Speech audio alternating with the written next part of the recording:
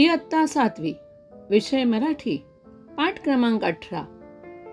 वदनी कवळ घेता.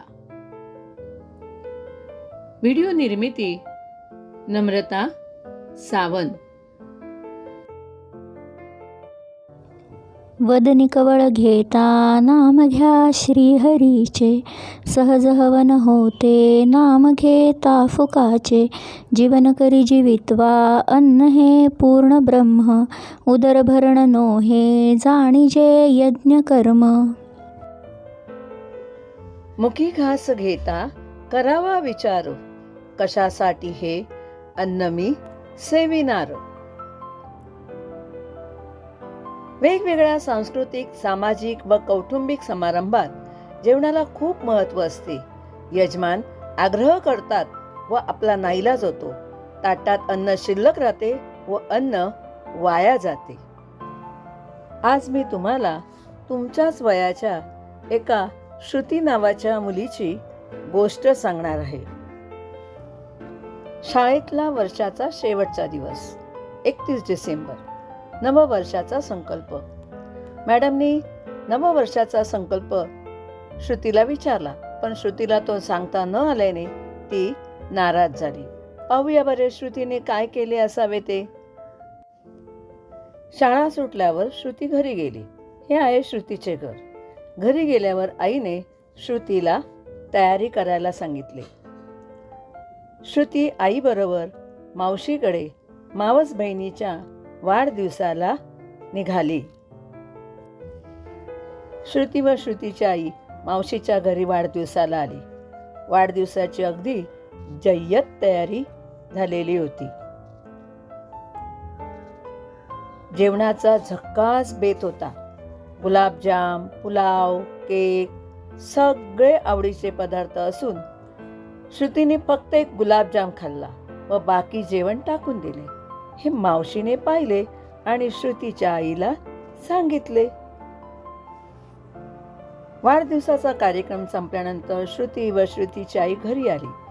घरी आल्यावर आई श्रुतीला रागावली. श्रुती, तुला खायचं नव्हतं तर डिश मला का आणून दिली नाहीस? मला नाही त्यातलं काही आवडलं. श्रुतीने असे आपल्या आईला उत्तर दिले.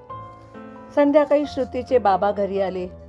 त्यांना समजल्यावर तेही प्रथम रागावले, पण त्यांनी श्रुतीला समजावून सांगितलं. तरीही ती खट्टू मनाने खुर्चीतच बसून राहिली. टीव्हीवर बातम्या चालू होत्या. त्यात मेळघाटातील कुपोषित बालके श्रुतीने पाहिली. वडील त्यांच्या कामात व्यस्त होते, परंतु श्रुती मात्र टीव्हीवरील बातम्या पाहत होती. टीव्हीवरील त्या बातम्यांमध्ये लहान मुलांचे दाखवले जाणारे फोटो पाहून तिच्या मनात अनेक प्रश्न निर्माण झाले. बाबा, ही बालक अशी वाळलेली का आहेत हो?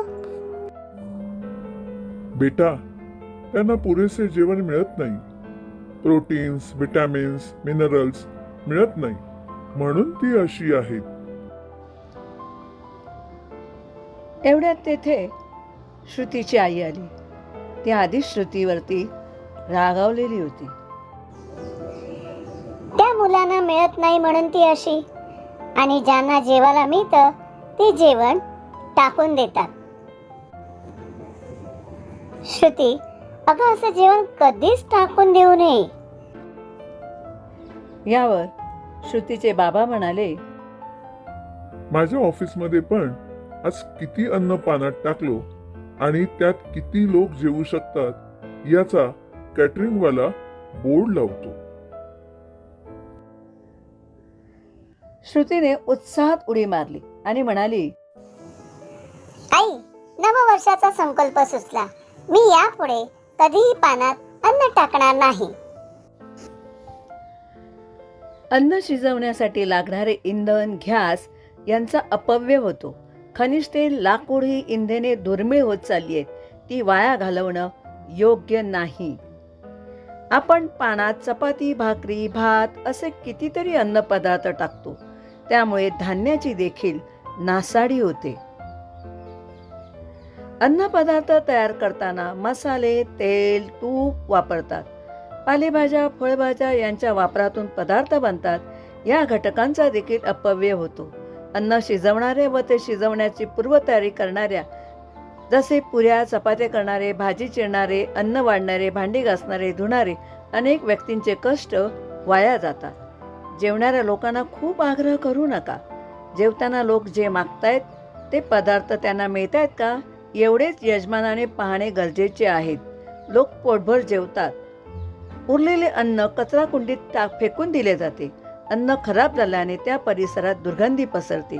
अन्न कचरा ही एक समस्या बनू लागली आहे. स्वेच्छा भोजनामुळे जेवणारे लोक त्यांना हवे तेच व हवे तेवढेच पदार्थ वाढून घेतात. त्यामुळे पानात पदार्थांची रेलचल होत नाही व अन्न वाया जात नाही. आपल्या समारंभाचे स्वरूप मर्यादित ठेवून जेवणामध्ये अन्नपदार्थांची संख्या कमी ठेवावी, जेणेकरून सर्व अन्नपदार्थ खाल्ले जातील. अन्नावर अवाजवी खर्च करून अन्न वाया घालवण्यापेक्षा त्या पैशातून गरजू, गरीब, होतकरू, विद्यार्थ्यांना, व्यक्तींना मदत करावी. आपला समारंभ घरगुती व मोजक्या व्यक्तींच्या उपस्थितीत पार पाडून जेवणावळीला फाटा द्यावा. वाचणारी रक्कम अनाथ आश्रमाला देणगी म्हणून दिली तर समाजातील दुःखितांना, गरजूंना थोडासा दिलासा मिळेल. वाया जाणारे अन्न फेकून देण्यापेक्षा गरजू व भुकेल्यांना द्यावे.